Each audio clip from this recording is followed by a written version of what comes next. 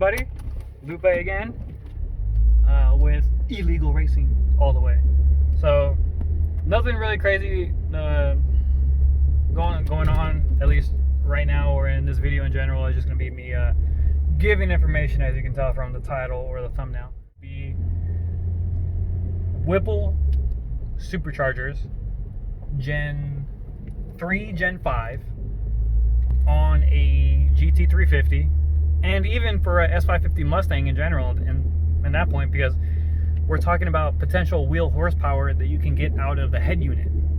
So to start off, we are going to start with a Whipple 2.9, Whipple 2.9 liter, which is their Gen 3. Very good setup, a big gain that you'll get over the Gen 2. No turning left, I don't care, I'm gonna turn left. So the 2.9 Whipple on a S550 Mustang or a GT350, reliably and easily, that head unit is capable of supporting close to and a little bit over 1,000 horsepower at the tires. Now you are going to need a few things in order to support it, and that's why they call these things quote-unquote supporting mods. So the 2.9 Whipple, if you are going to push on it and go for max effort on that head unit, as per Whipple, I have an email from them because I'm figuring out what kind of head unit work, because as per Whipple, with the email I got that I went back and forth with them to try and find out, you know, what combination will work. Do we need to upgrade from the current one we have now to a Gen 5, what have you? So with a Gen 3, the 2.9, you are going to need a 10 rib because you're going to be spinning that blower like crazy. A 10 rib and smaller than a 3.5 or a 3.2 upper pulley. When I'm talking in regards to upper pulley, I know a lot of people already know about it, but the upper pulley, the smaller the diameter, the smaller the number, 3.5 inches wide, 3.2, 3.1, 2.9, 2.6. You can put an Oreo on it if you want to. So they said, of course, you're gonna need the fuel, dual booster pumps with 1000s or 1050s, or I think 1650, whatever the case is. My buddy's on 1050 right now on twin booster pumps. He's around 820 at the tire. But you are gonna need a 10 rib. Lower balancer is will kind of be up to you, but if you're gonna put a 10 rib on it, and might as well go with like a little bigger lower balancer. That way you can overdrive it and get a little bit more RPM out of the upper pulley. The bigger the lower pulley, the faster the upper one spins. So that's what they say. They say you can push it. You won't really have to worry about intake temps that much, because at that point, if you already invested into that with a 10 rib, you pretty much already would have like an ice box. So that's what they do advise, to run an ice box setup on something like that.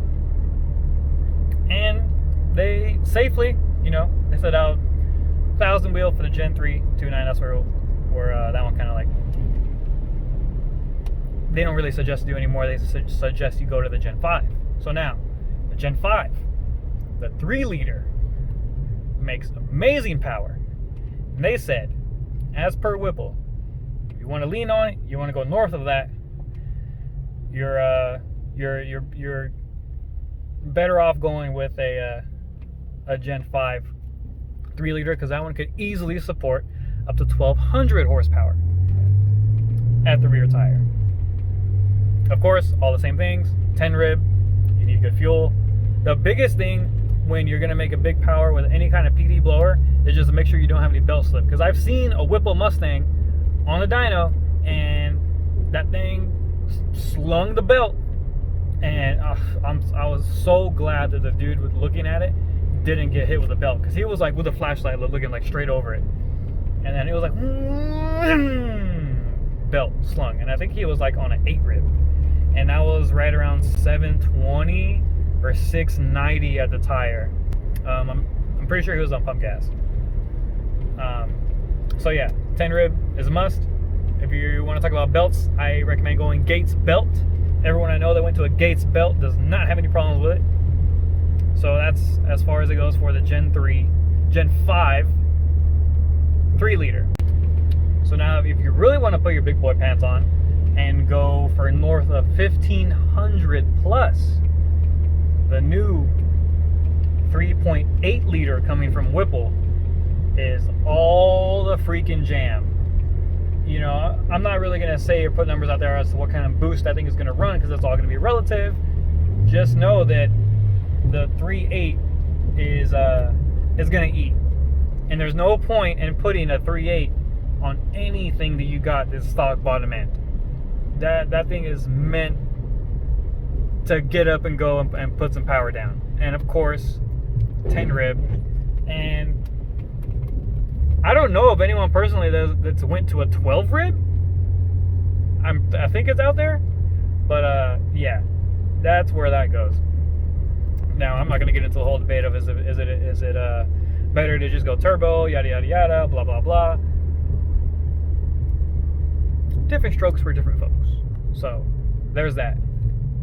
Gen 3 2.9, right around 1,000 is where you're going to be safe at, and where it'll be reliable. You know, anything north of that, it's going to be on you.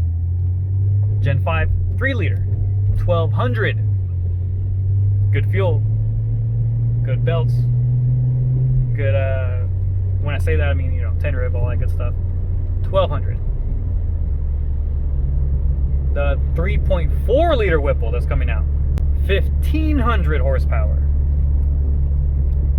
So that's a good rundown of what is going on with the different Whipple setups that are currently out there right now.